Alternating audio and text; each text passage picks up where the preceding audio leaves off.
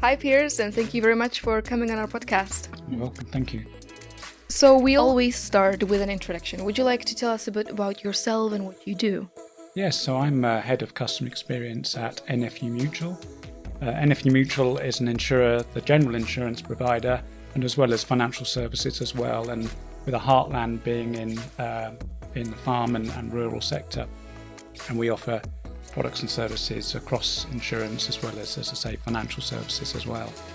And my role at NFU Mutual really is to orchestrate customer experience right from setting that target state customer experience and driving what good looks like in the organisation and driving that through to change programs and local change, but then also really keeping an eye on what the customer is telling us so we can then identify whether there are issues or challenges that we need to fix and then making sure that that's actioned in the business. And when I joined, my challenge was, well, actually, customers really do like NFU Mutual. We're a well-known brand. We've got awards with which, for example.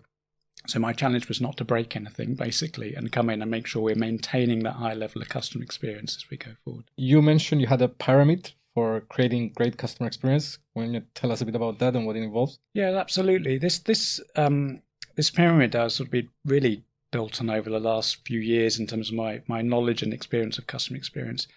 And it is really in its entirety everything you need to consider when considering customer experience. That first level is all about doing things right. It's getting the basics right in whatever you do in terms of your products and services. It's about the transactions. So it's about making sure that when a customer engages with you, it's simple, easy, fast, clear, and that your staff and your frontline teams are empowered to be able to deliver the service that customers are expecting of that. And that's the basics. But it's more than just that. And a lot of customer experience professionals obviously focus on that transactional layer with digital particularly.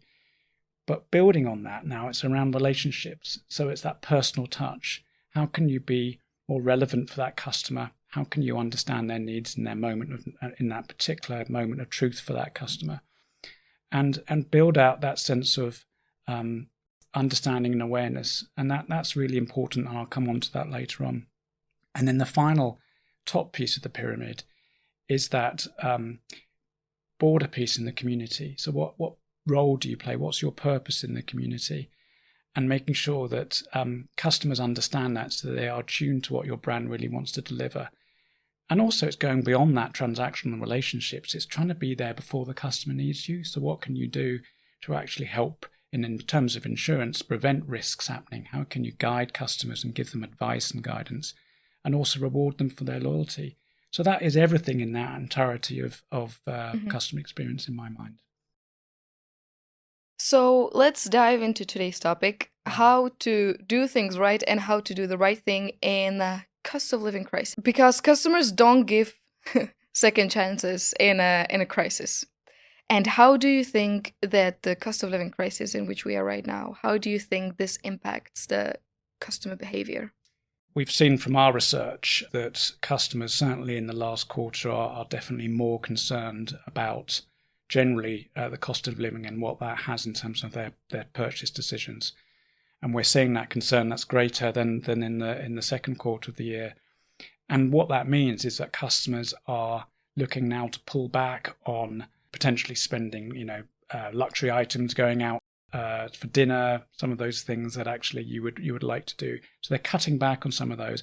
And we all know clearly that customers are cutting back on energy and all of those things. So that means that they are becoming more price sensitive.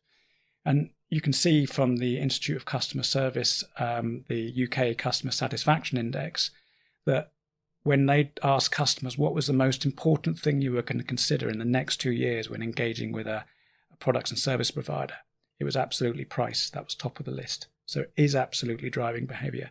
But I think the important point to note in that study, it also said that customers, it's not just about price, it's about service excellence. And there's around 35% of customers who definitely pay more for a service that they believe is really providing that excellent service. And that's more than the 12% at the bottom that are just purely about price. So I think that's the key point here, is that it's price, yes, but actually they're going to consider the service they're going to get. And I think the fundamental point for me is the second more important thing that customers are now going to be considering is whether they trust that organization. And trust really is at the heart of this.